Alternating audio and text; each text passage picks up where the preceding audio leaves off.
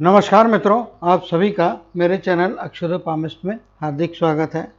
मित्रों, जैसा कि आप देख पा रहे हैं, ये एक जेंटलमैन का हाथ है और उनके दोनों ही हाथ लेके आपके समक्ष उपस्थित हो रहा हूं, क्योंकि इनके हाथ में भी आपको कुछ चीज़ें शायद थोड़ी बहुत अलग देखने मिल जाएगी। स्पेशली इस पार्ट के यदि आप लाइफलाइन को देखेंगे तो यहाँ पे अंतर स्पष्ट तौर पे दिखाई दे रहा है।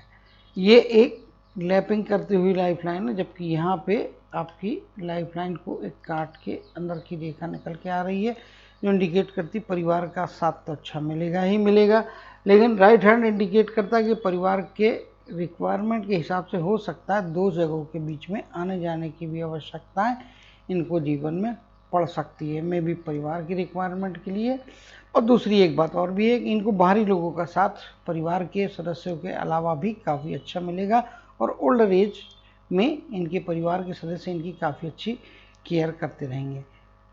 राइट हैंड ज़्यादा मजबूत है। राइट हैंड को एनालाइज करेंगे, क्योंकि यहाँ पे आप देखेंगे तो प्रोफेशन से संबंधित, पैसा इकट्ठा करने से संबंधित क्षमताएं उतनी अच्छी नहीं दिखाई दे रही है, जबकि आप इनके स्पष्ट तौर पे राइट हैंड में ये बुध से जुड़ी हुई रेखा है जो इनके प्रोफेशन में महारत देती है और राहु के ट्रायंगल को यहाँ पे बनाने का प्रयत्न करती है। इस प्रकार की रेखा ज़्यादा स्पष्टता के साथ में इनके जो है राइट हैंड में बनी है। कर्म का हाथ है, अगर ये नहीं भी लिखेंगे तो पता चल जाएगा।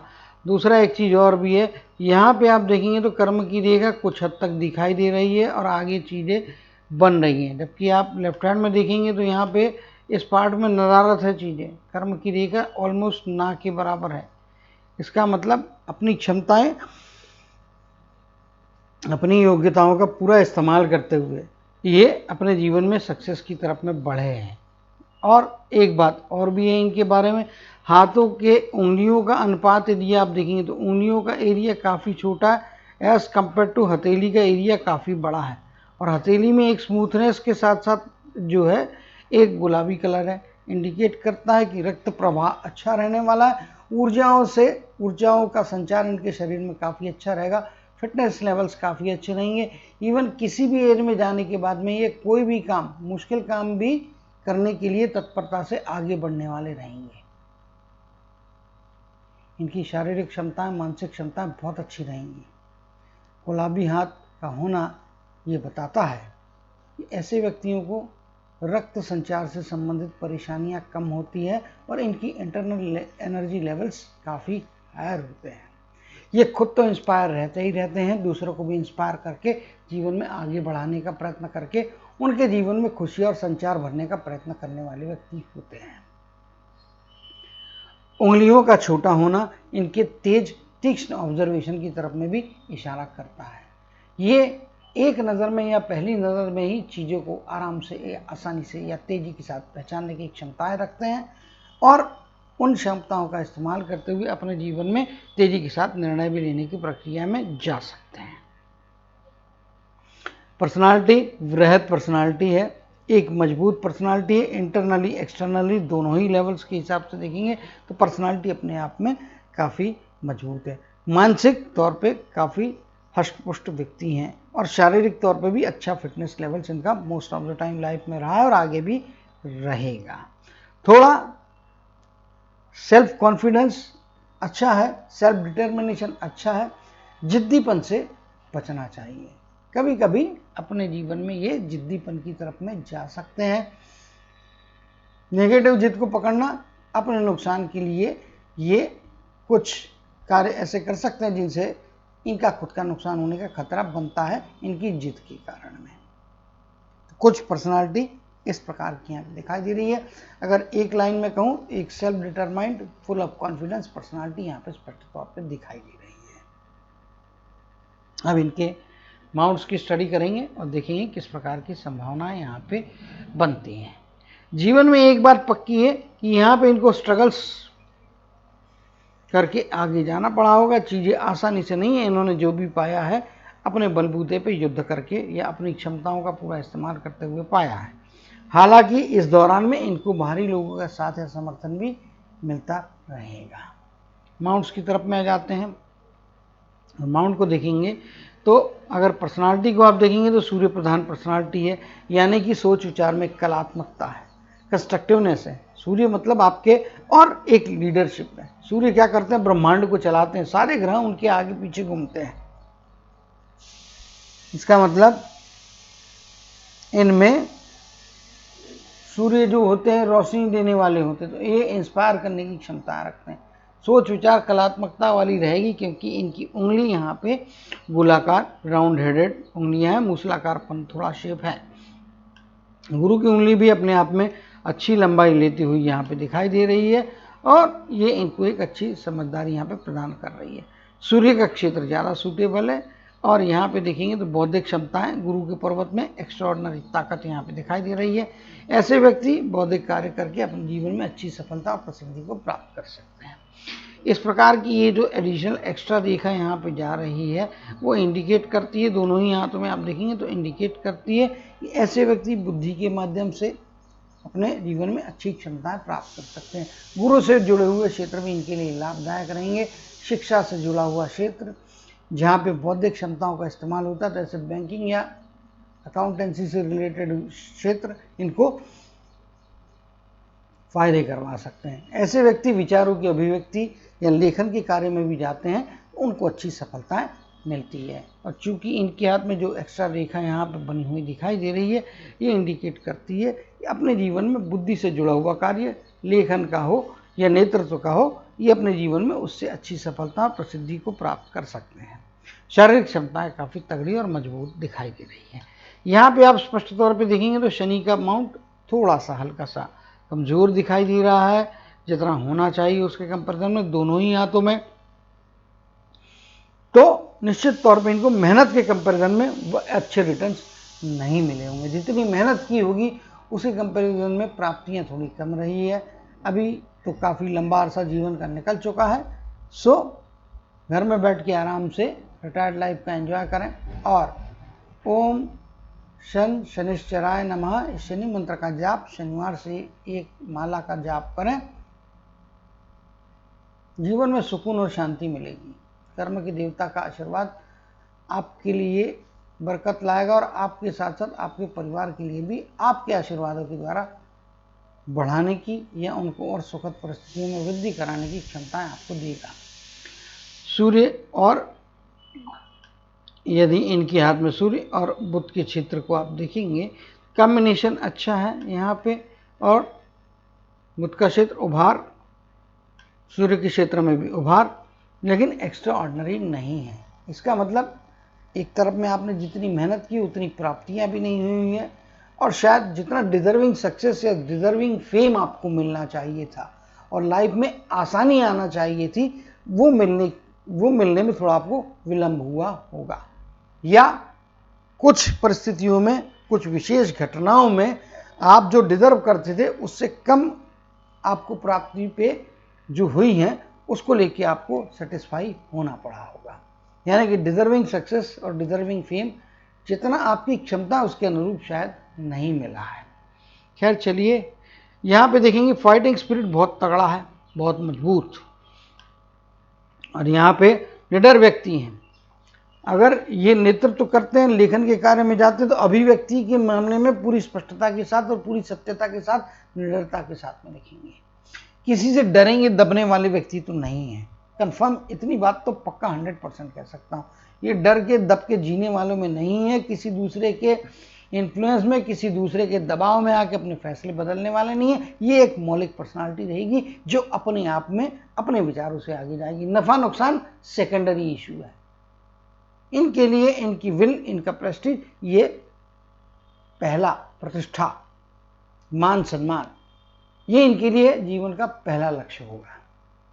चलिए आगे चलते हैं, देखते हैं पारिवारिक जीवन में बच्चों की तरफ से, फैमिली की तरफ से रिस्पांस अच्छे रहेंगे। साथ में यहाँ पे आप देखेंगे तो बच्चों को या परिवार को लेकर चिंताएं बहुत अधिक नहीं करेंगे। ये एक बैलेंस रहने वाला है, लेकिन अपने परिवार के साथ में इनका बॉन्डिंग अच्छा, पत्नी के साथ का बॉन्डिंग भी इनका तगड़ा रहने वाला है। बच्चों की तरफ से मिलने वाला रिस्पांस, बच्चों की तरफ से मिलने वाला स्नेह इनके लिए काफ़ी अच्छा रहेगा, और ये भी बच्चों के लिए पूरी तरह से अपनी तरफ से डेडिकेटेड होके रहेंगे। ये अपने परिवार के लिए लाभदायी हैं। अच्छे सामाजिक और पारिवारिक जीवन का आनंद इनको प्राप्त होते रहेगा। चंद्र के क्षेत्र की तरफ से आएंगे तो जीवन में निश्चित तौर पे इनके हाथ के हिसाब से यहाँ पे देख के बता सकता हूँ मैं, ये रेखा जिस प्रकार से जा रही है, दो स्थानों के बीच में आवागमन करने की आवश्यकता पड़ सकती है ओल्डर एज में जाने के बाद में। और दूसरा, ओल्डर एज होने के बाद में भी परिवार के सदस्यों के अलावा बाहरी व्यक्ति के द्वारा भी इनकी अच्छी देखभाल की जाएगी, सपोर्ट अच्छा मिलेगा। जीवन में आप स्पष्ट तौर पे देखेंगे तो जीवन में इनके स्त्री सदस्यों का महत्व रहा है।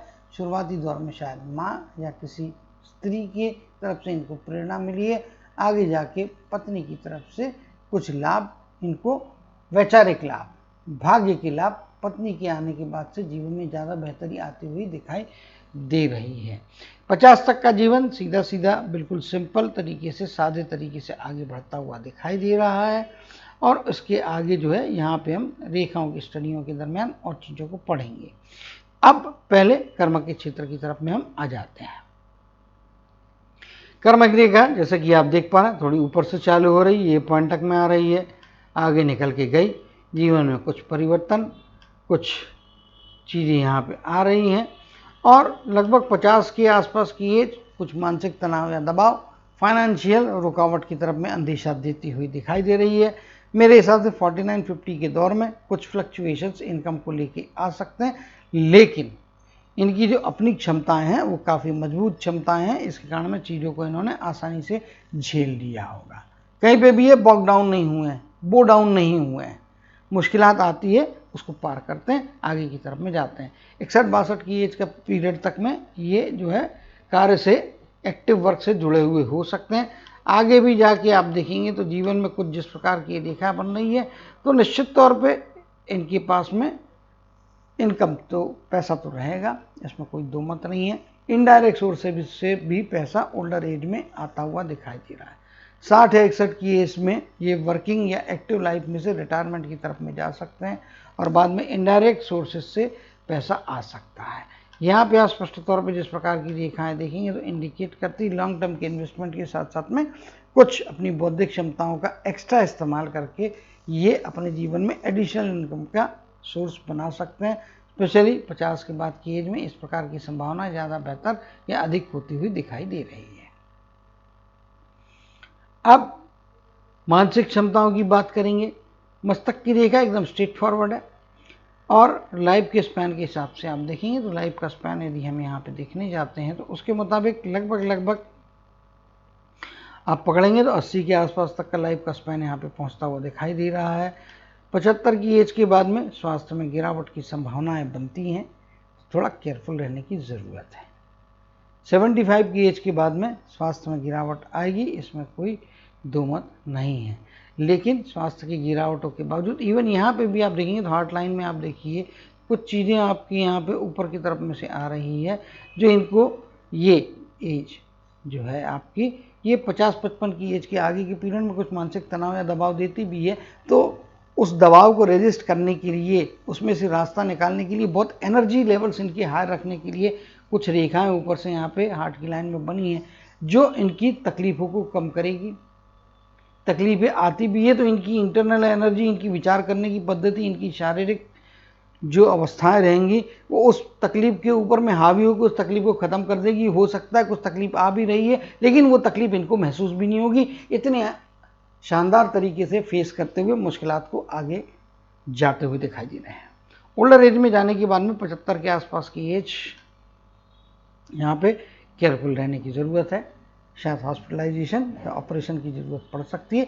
स्वास्थ्य में इस पॉइंट पे गिरावट निश्चित तौर पे रहेगी जो इनके फिजिकल कंडीशंस पे इफ़ेक्ट करेगी और आगे जाके फिर रिकवरी प्रोसेस स्लो या ना के बराबर रहेगी। मतलब इस पीरियड में ऑपरेशन या कुछ तकलीफ आती है जो आपके जीवन में लॉन्ग रन की बची हुई लाइफ में इफ़ेक्ट डालने वाली है।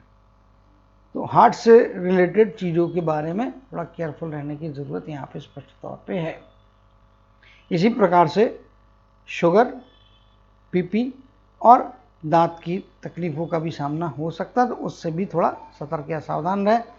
स्पेशली 70 के बाद की एज के आगे के पीरियड में आपको जो अभी समय पहले का निकल गया है तो मैं उस पर ज़्यादा कॉन्सेंट्रेट नहीं कर रहा हूँ, लेकिन आने वाले समय के हिसाब से बता रहा हूँ जो है आपका 75 की एज के आगे के पीरियड में आपको थोड़ा केयरफुल रहना, प्लस माइनस 1 ईयर कर लीजिए तो केयरफुल। मैं 75 बोलना तो आप तो 70 के बाद ही रहें। किसी भी हेल्थ इश्यूज़ को निगलेक्ट ना करें। हेल्थ इश्यूज़ को निगलेक्ट करना आपके लिए भारी पड़ जाएगा। हेल्थ से संबंधित परेशानी को जो है वो आप निगलेक्ट नहीं करने का है, उसको ध्यान देने का, और अगर कोई भी तकलीफ आती है तो डॉक्टर के यहाँ जाना है, अपना इलाज करा के लेना है।